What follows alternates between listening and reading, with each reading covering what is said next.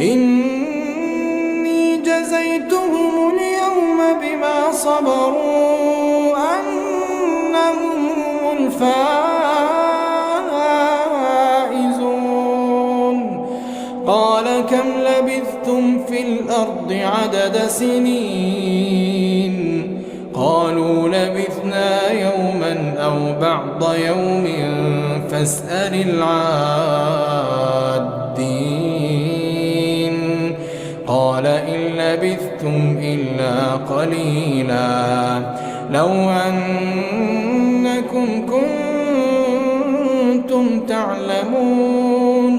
أفحسبتم أنما خلقناكم